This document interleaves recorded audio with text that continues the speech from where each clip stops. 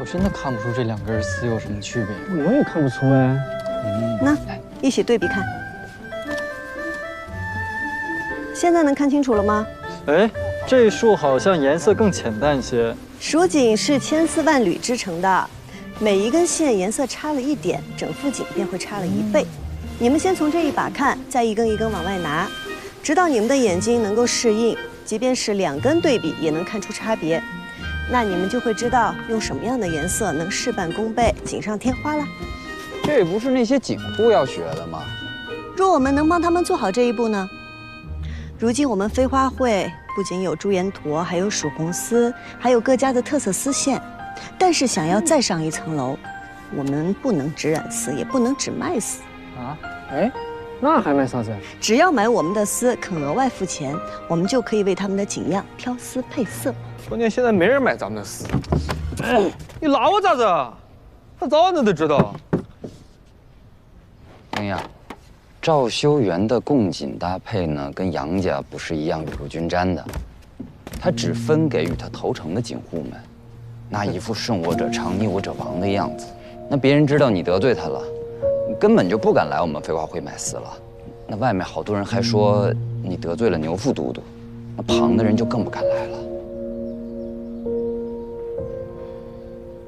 我的确是得罪了牛锦，你们如果……哎，如果什么呀？那我们都上了贼船了，还让我们马上下去啊？哇！我跟旁人说，我跟季莹莹毫无关系，老死不相往来，那谁信呢？对啊，就是。而且现在只是一州的锦户不买我们的丝嘛，大不了我们去找其他人买噻。你们听说没得？最近几天藩市来了一个大富商，有钱的很，对，买过锦1掷千金呢。1掷千金？不止如此。他把所有想卖给他的锦都放在府门口展示，让众人品评。阿娘，阿娘，我都好了，不必喝了吧？益气补血的。益气补血。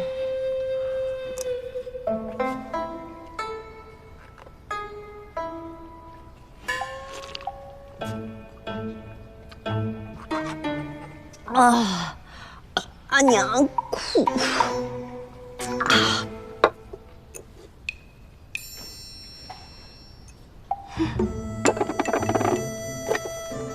阿娘一个不够。哎，洋洋，你阿娘怎么了？我惹她生气了，现在除了喝药吃饭一概不理我。哎呀。这天下当阿娘的，果然都一样厉害。还有谁？我阿娘啊。这样我舒服多了。平儿怎么还没来？嗨，他又被他娘拉去相亲了。啊？他又去相亲了？不行，爷是他的英雄，也得去救他。我是不会出城而会的。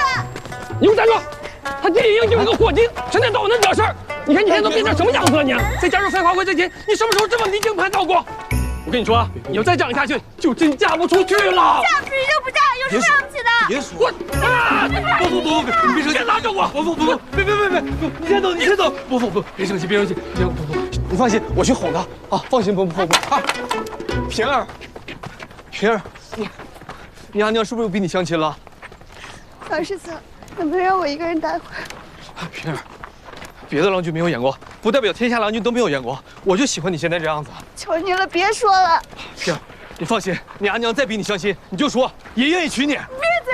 谁让你娶了？我这辈子都不嫁人，我不嫁人。你不嫁就不嫁，你别哭啊！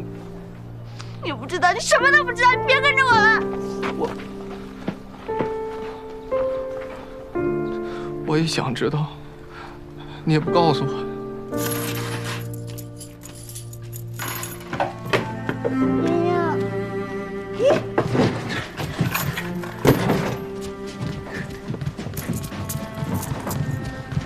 小娘，你娘吵架啦？离家出走，我再也不回家了。可是我也不知道要去哪。哟，别哭别哭，没关系，那你就住我家，我阿娘可喜欢你了，再巴不得你天天住我家里。我是说我不知道以后要去哪。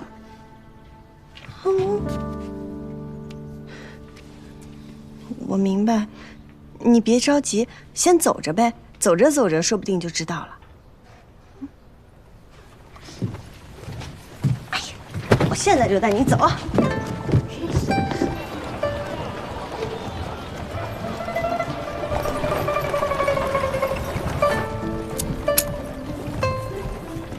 正面。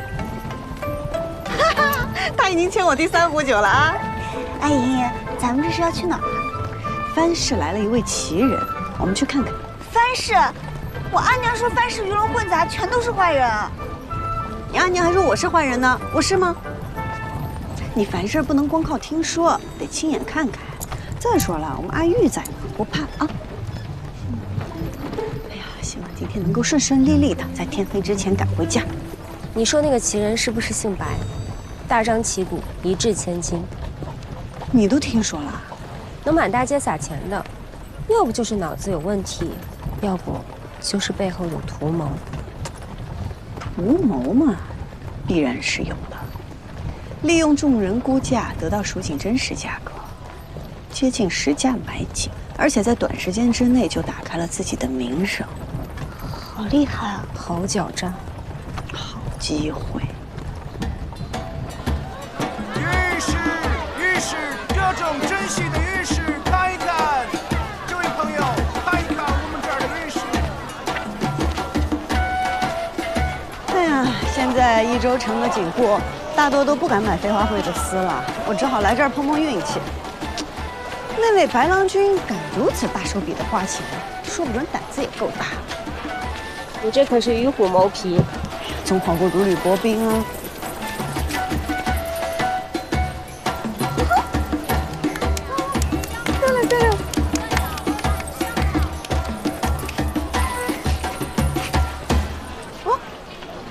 谢谢，娘子，5文钱。别家都是1文5个，你这儿5文1个，真好。打劫还送个饼，饼不贵，5斗贵。哎呀，难怪说你们藩市的人最会做生意了。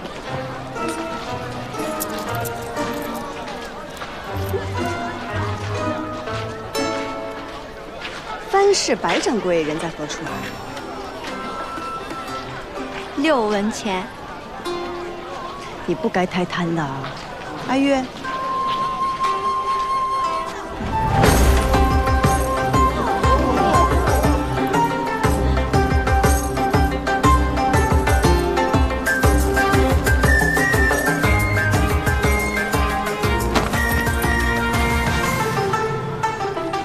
饼免费，飞天6文，给钱还是指路？这是个赚钱的好法子，但是得适可而止，免得惹怒了别人，你又打不过，得不偿失。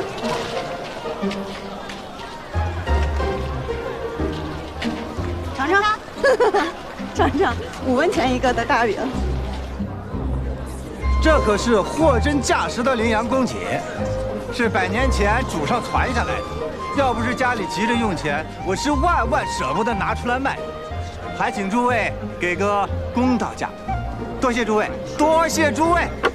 100年，颜色能有这么鲜艳？这便是蜀锦啊，历久弥新。只不过，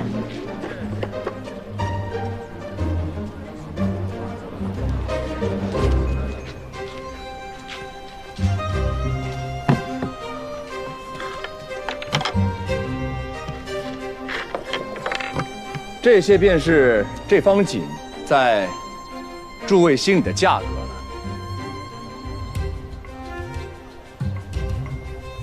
还有没有人有别的想法呀？原来他看得出来啊！看得出什么？这件有问题。还有人要报价吗？我要出价。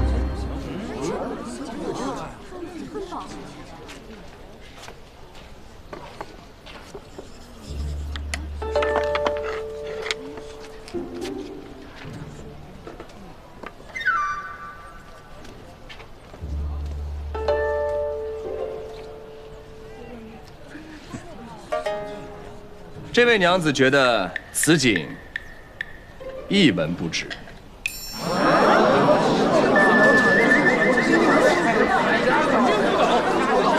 那你说说，你是觉得此景是假的吗？白郎君，你可不要听信个别小人挑拨，这大家有目共睹，这锦绝对不是假的。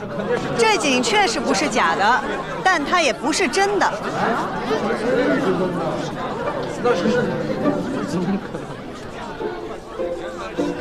小女子不才，做的也是丝锦生意，但是生平最看不惯有人弄虚作假，所以才斗胆站出来。若是单凭这锦，的确也能值一些银子。只是做生意若是没了诚信，那再好的东西也会变得一文不值。这锦不是假的，但也不至于100年。这上面的图案用的是连珠对马纹。是又怎么样？羚羊公样最喜欢用的就是连珠纹和对马纹。那也无法确定就是真的羚羊公样。100年之前的羚羊公样喜用的可不是连珠纹，而是团科环。单连珠内置对马纹，是很典型的波斯风格纹样。以团科花卉为环，内置动物纹样，才是经典的羚羊公样。什么团科环？敢在白郎君面前胡说，我看你是活腻歪了！造次，敢造次！这位娘子话还没有说完，你想要动手吗？白郎君，他这空口白牙的，分明就是污蔑呀！他说你没有证据啊，你怎么说？白郎君，请看，这里用的丝线颜色，乃是水色和青白之间，为一种新色，蟹壳青，是15年前沈家染坊坊主沈阳所染制。试问，这怎么会出现在一幅祖传的蜀锦之上呢？这祖宗未免也太年轻了。你说蟹壳青就是蟹壳青啊？那我还说的，那就是水色呢。我说了自然不算，但是锦官府可以验丝验色，白郎君可去锦官府一验便知。我不卖了，我。郎君饶命！郎君饶命！我不干了，我再也不干了。白某千金买锦，还请蜀锦人家共鉴，够有诚意的吧？你还蒙我？送过来，送过来！白郎君，哎，白郎君饶命！哎，诸位，今日评锦到此结束，明日请早，都散了吧。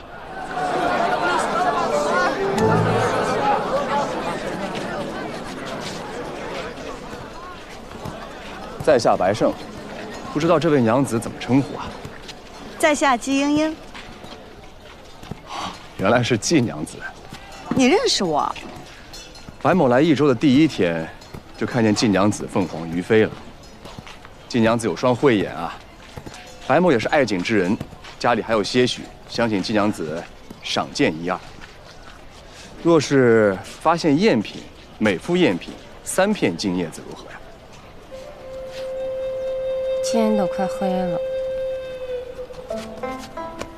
我相信你们一定能瞒住我阿娘的，是吧？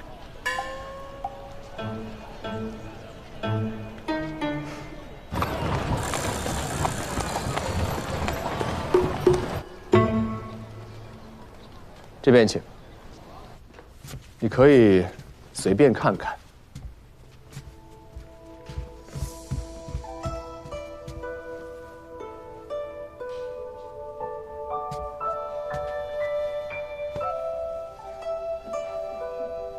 这幅对阳几何纹锦是魏晋时流行的锦样，如今已不曾见了。这幅花瓣团颗禽鸟锦，纹样虽常见，但织工了得，配色自然，也是不多见的珍品啊。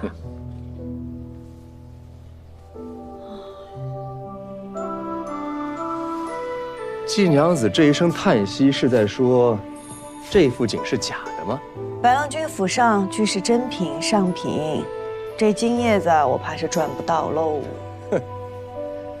季娘子今日仗义直言，让白某免于受骗，这片金叶子是你应得的。今日便是我不站出来，白郎君也不会上当受骗。你看出来那锦有问题了，不然你也不会再三确认还有没有人要出价。你只是需要一个人一个契机将此事挑明了而已。所以我就说嘛，季娘子有了一双慧眼啊。不知白郎君可愿用你的金叶子买丝啊？买丝怎么说？蜀锦珍贵，但好丝意难求。我能染出这益州城最好的丝。不瞒季娘子说，白某不懂织锦，更不懂染丝，这些对白某来说只是兴趣，而不是生意。只是兴趣。那，在季娘子眼中，白某的目的是什么呢？哎呀，我还以为白郎君这里有一笔大生意等着我呢。看来季娘子要失望了。既然是只买锦，那又何须如此费时？我知道这城中谁家的锦好，若是郎君有意，我可为郎君和锦户牵线搭桥。季娘子这么做是希望从中赚到一些什么呀？人情。人情。实不相瞒，因为误会，城中的锦户大多都不买我家的丝了。可我若与他们介绍白郎君这笔生意，那在重利之下，他们又怎好意思不用我的丝呢？那如果白某要做生意的话，为什么不直接跟他们做生意，要通过季娘子你呢？不是不可以，只是白郎君可知，在这益州城，各家特长所在，用料如何，几时买最便宜？你又可知什么样的纹样是当下时兴，什么样是陈年积压？当然啦，这些白郎君也可以找人去打听。只不过，与其找一个生人，为何不找一个走投无路、想要与白郎君合作共赢的人来信呢？白某自然是相信季娘子的，不过这一次白某购锦已成，而且心满意足了。无妨，来日方长，希望日后有机会能与白郎君合作。好，告辞。不送。不做生意却把名声打得响亮，不是有病就是有鬼。主人，咱们需要一个打入益州锦业的契机，正好这季莺莺又来寻求合作，主人又对她有兴趣，为何不趁机答应了她？现如今我们对她来说只是之一，而不是唯一。等到她山穷水尽的时候再开价也不迟，不着急，先等等。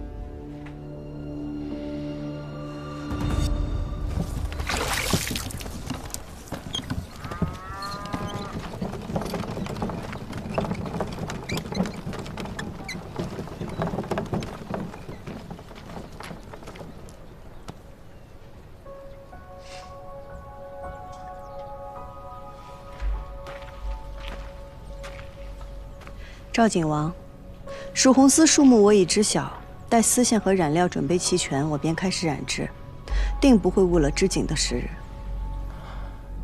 我今日来找你，不是为此事。最近有谣言说你得罪了我，得罪了牛家，所以锦户不敢买飞花会的丝。我倒有个主意，不如你我二人去这街上走走，他们看到咱们和好如初，这谣言不就不攻自破了吗？那不是谣言。牛景的确得罪了我，你也得罪了我。你对牛将军有牵制，那牛五娘定想从生意上胜过你，从而取悦牛将军，所以流言也都是他传出来的。我跟牛五娘在赵家分庭抗礼，所以不方便明面上帮你。但是英英，你得知道，不管在何时，我定不可能做伤害你之事。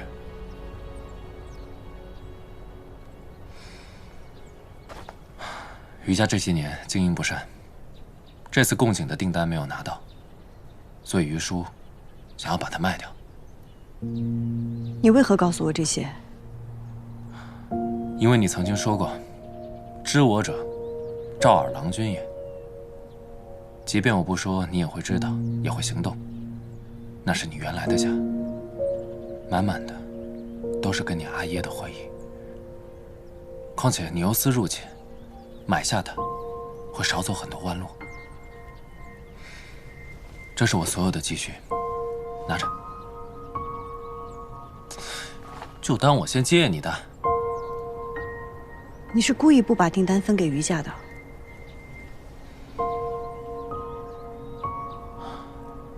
杨静兰可以为你铤而走险，我也可以。赵二郎君，有些事，过去便过去吧。若你还放不下过去，无需为我做什么。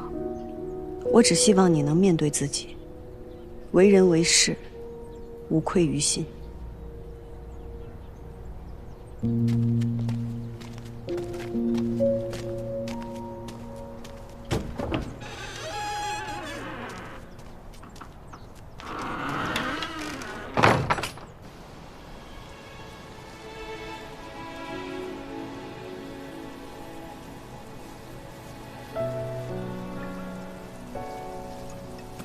你说，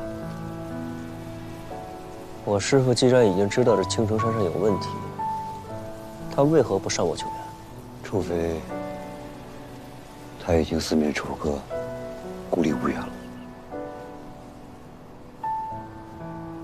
我本以为把这山上的动静闹大，将一切揭发，就能把凶手绳之以法。可谁曾想，这权势竟可如此只手遮天，颠倒黑白。这还是牛瑾忌惮我身后有人，才不敢轻举妄动。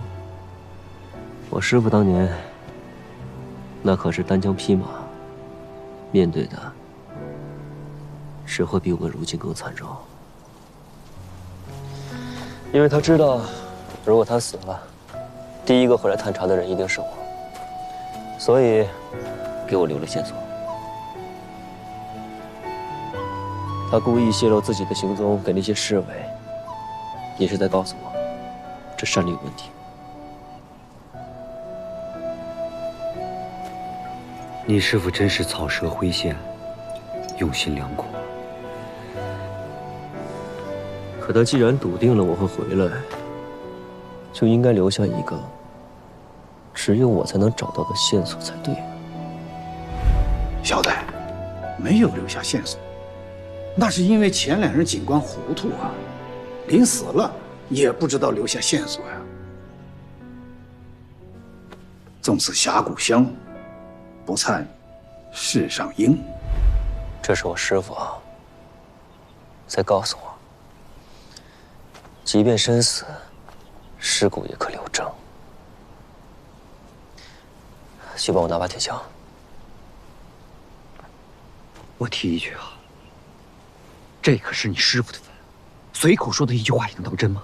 我知道，但是我懂他，我相信他，他就算拼死也会给我留下线索。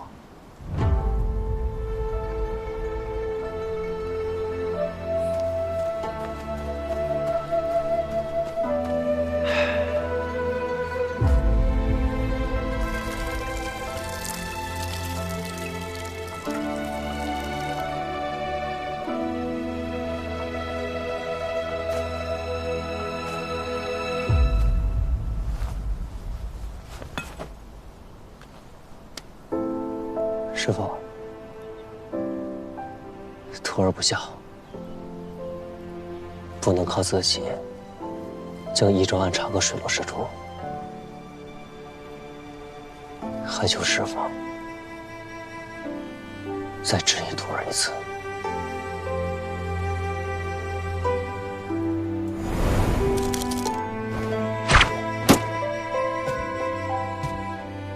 身手不错吧？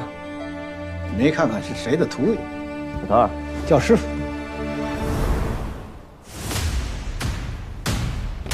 诸葛，你过来。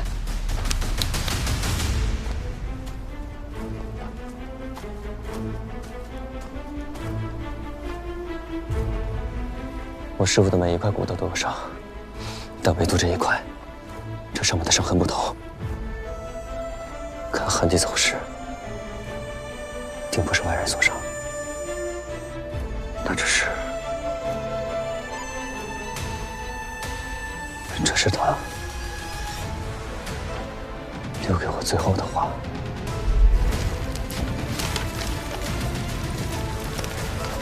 什么消息都传不出去，什么人都不敢再相信。他只能一刀为笔，以自己的尸骨做纸，给我留下线索。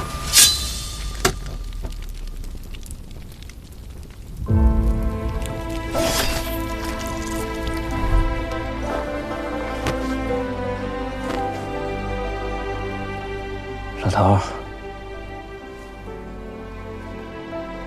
话我收到了，我一定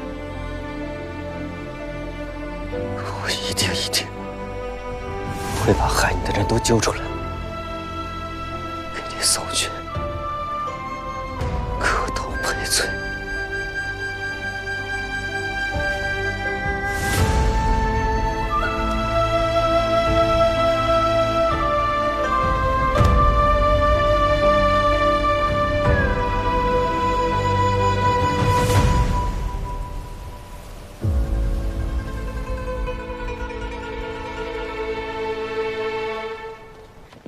金娘子，这里请。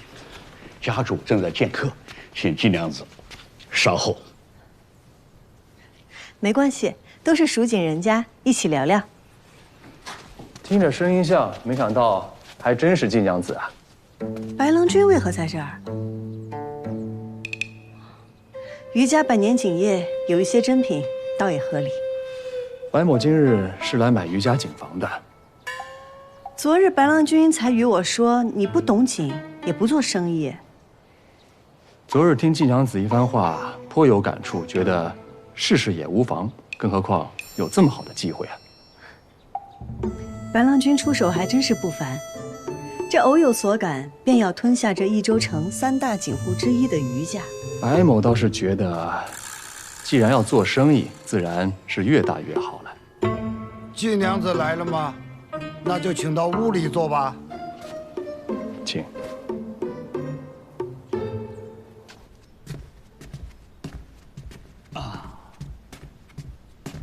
余掌柜，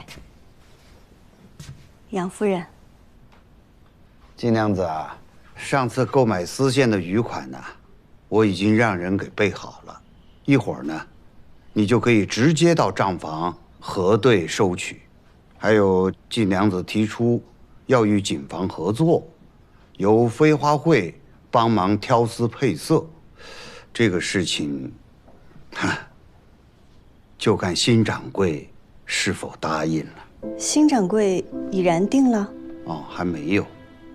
不过你可以听一听，看看哪些条件能让你满意。不知二位出的什么价格？哦，比市价高出30%吧。余掌柜，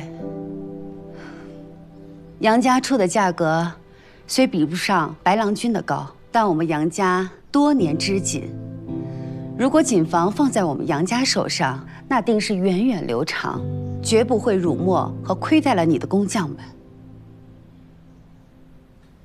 金娘子，你看我们2个谁更顺眼呢？白郎君许以高价，杨夫人重在情义，两位都是诚意十足。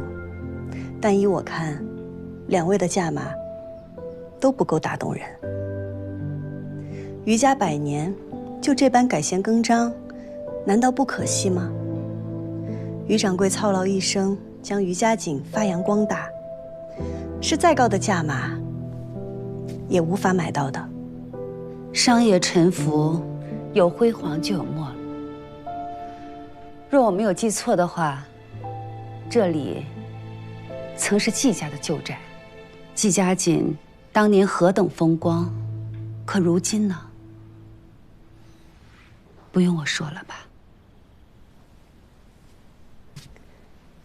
余掌柜，今日我前来想跟您聊的也是这桩生意。飞花会愿意出一笔钱注股余家，从此飞花会出资，余家织锦，既能解决眼下的困难，又能保住余家的招牌，岂不是两全其美？金娘子可知道你口中的两全其美得花多少钱呢？昨日你还说处境困难，怎么，今日又能拿出钱了？昨日我与白郎君说，是以为你我能合作，不想今日我们变成了竞争敌手。白某若是可以顺利地盘下余家井房，定跟金娘子构思合作。余掌柜知我从不空口白话，钱的事情我会解决，但求余掌柜给个机会。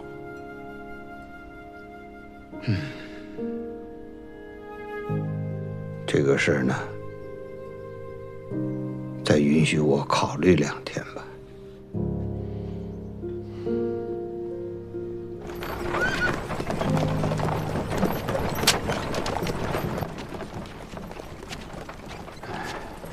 余掌柜，您若有顾虑，可以直言。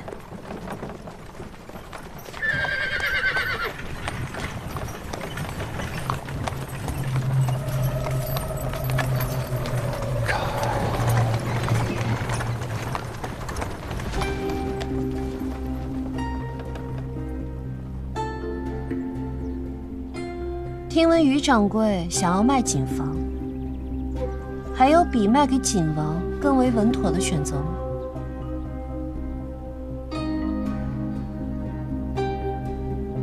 余掌柜不必急着答复，我今日来，主要是为了顺路送个人。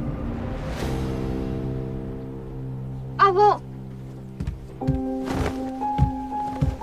希儿，希儿，你怎么在车上呢？啊？我不过是在路上偶然遇到他。听闻余娘子心若稚子，不谙世故，余掌柜可要照顾好您的孙女儿，下一次可就没这么好运了。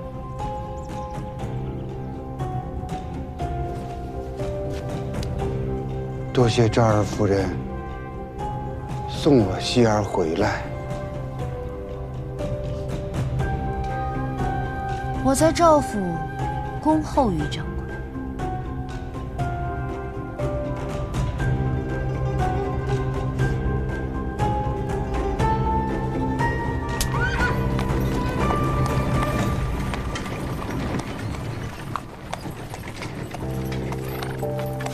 希儿，你没受什么伤害吧？阿公，我没事。那位戴面具的娘子想要伤的并不是我。余掌柜，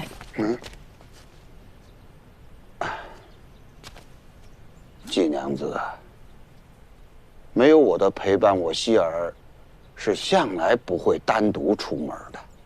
我实话跟你说，我余叔可以没有锦房，但是我绝不允许我希儿有半点受到伤害。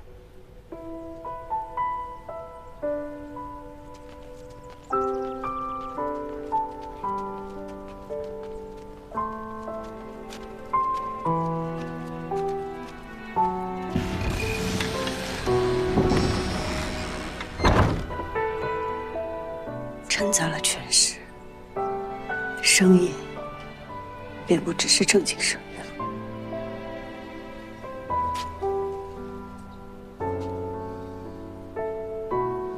杨警官，愿你早日砍了这些魑魅魍魉。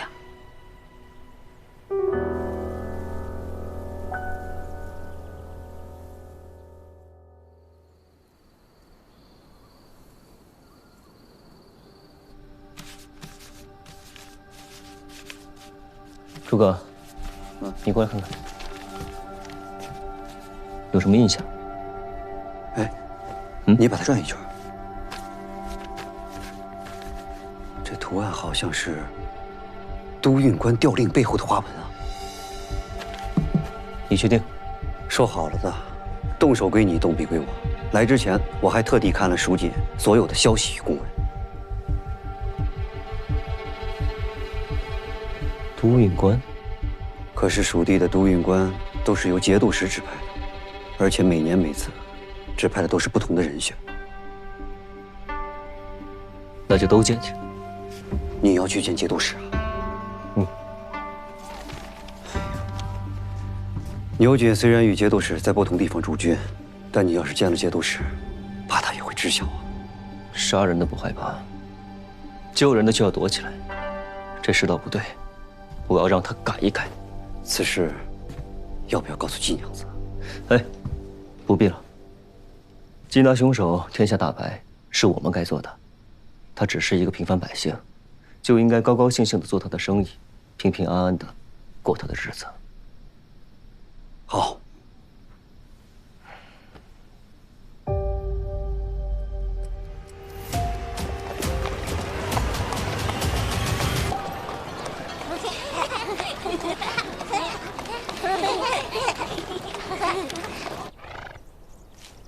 茵茵，要不咱们还是敲门吧。你又不是第一天认识于掌柜，他说不见客，那就是不见客。他不见客是又不想卖警房了吗？你说一个人要卖掉自己的警房，他最想得到的是什么？他若是想要钱，那个白郎君能一掷千金；他若是想要于家的工匠和技艺有所依托，那杨家是不二人选。他若是想保住于家的产业，又想渡过难关，那就应该选我。可是他谁都没有选。难道是因为牛五娘胁迫了他？他不是一个优柔寡断的人，况且若他真认了牛五娘的威胁，现在于家警房都姓赵了。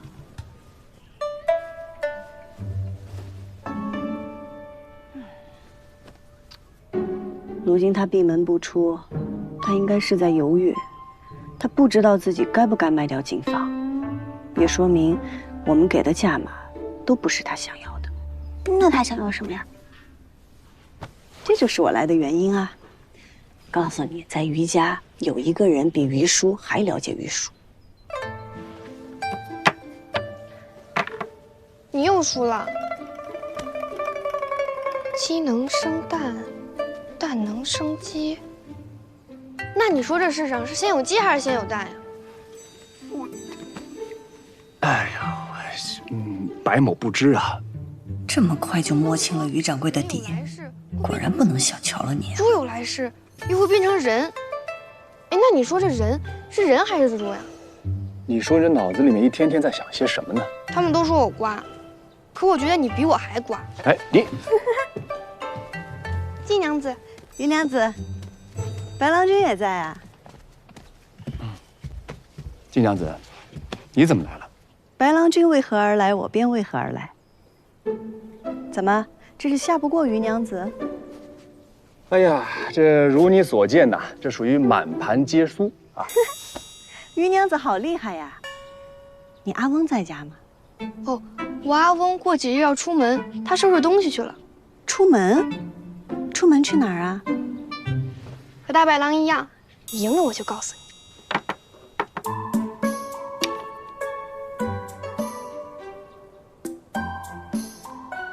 哇，你好厉害呀！我还差1步，你还差7步，你只要大于7，你就赢了。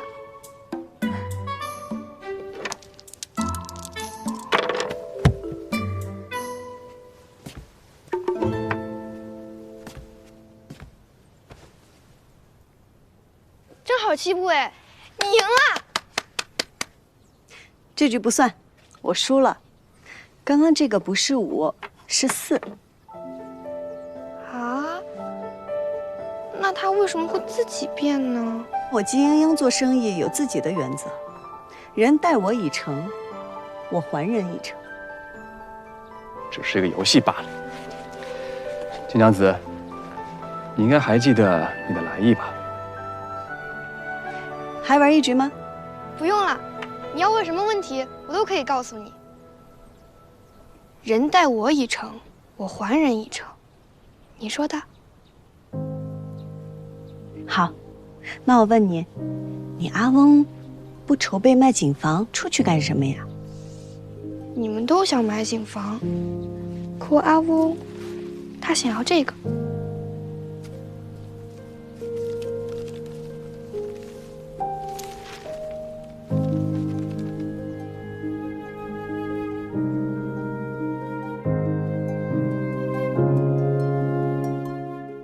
落英缤纷过，跌进尘埃，却在尘埃中开花结果。幻化溪畔的粉末，牵引飞花指尖落。岁月若飞梭，一身萧索，却在萧索中走出阡陌。换尽迷途与扑朔，为心里惊鸿一抹。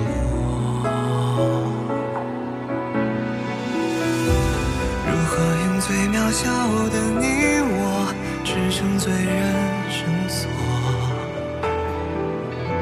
去证明那翱翔绯色是我。红色如诗月，红似无言，深埋岁月的思念，将爱恨透锁万千年成线，曾经落尾的执念。红色如火焰，红丝如烟，踏过千山也未眠。爱在风中破了茧，于人世间绽放最红的颜。红色如诗月，红似无言，深埋岁月的思念，将爱恨透锁万千年成线，挣尽落尾的执念。红色如火焰，红丝如烟，踏过千山也未眠。爱在风中破了茧，于人世间绽放最红的颜。